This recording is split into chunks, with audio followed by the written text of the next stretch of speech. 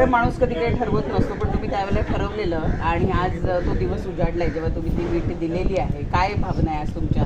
नाही, तो प्रसंग आजही आठवलं आठवल्यानंतर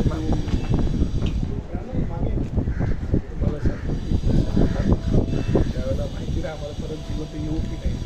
बरोबर, बाळासाहेबांचा आदेश होता तो तिकडनं फार राममय झाला.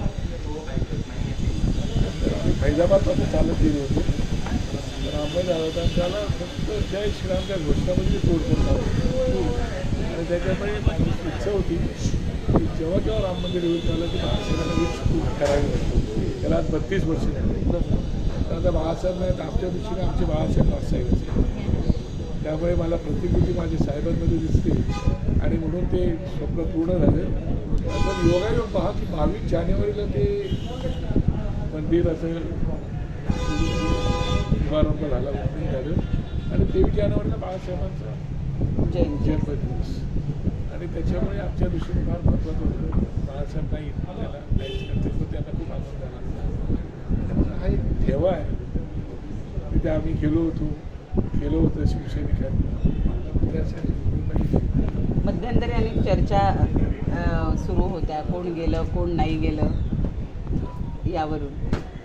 काय वाटतं तुम्हाला त्यावेळेचं वातावरण? त्यावेळेला वातावरण असं होतं की आमच्या नगरसेवकांची फळी त्यावेळेला गेलो होतो. आता अशा प्रकारची वीट कोणी आणली असेल असं मला वाटत नाही, पण मला त्यावेळेला सुचलं काय मला माहिती नाही आणि म्हणून मी वीट त्यावेळेला आणल्या होत्या. 2 विटा आणल्या होत्या. एक बांधगावचं मी कार्यालय बांधलं होतं, त्या कार्यालय बांधताना खाली एक वीट घातली होती आणि ते शिवसेनेला मी सुपूर्द केलं कार्यालय आणि आता ते यशवंत जाधवने ते वीट केलं ते कार्यालय. मी शिवसेनेला दिलं होतं ते कार्यालय बांधून, तर मी मनसे आले तर शिवसेनेला दिलं होतं. आता काय ते कार्यालय नाही, तर हे एक वीट मी 30 वर्षापासून ठेवलं. ते माझ्यासाठी तो एक वेगळा ठेवा. दक्षिण मुंबई लोकसभा मतदारसंघाची सर्व काही प्रमुखांनी काय सूचना नाही, एकरूप होऊन काम करा आणि तुम्हाला कुठली ताकद हरू शकत नाही. तुम्ही जर एकरूप असाल तर थोडा माझ्यावर विश्वास ठेवा, नक्कीच काहीतरी. उमेदवाराच्या संदर्भात काही चर्चा? अजून नाही चर्चा. आपणच उमेदवार असतो नाही अजून साहेब सांगते तो.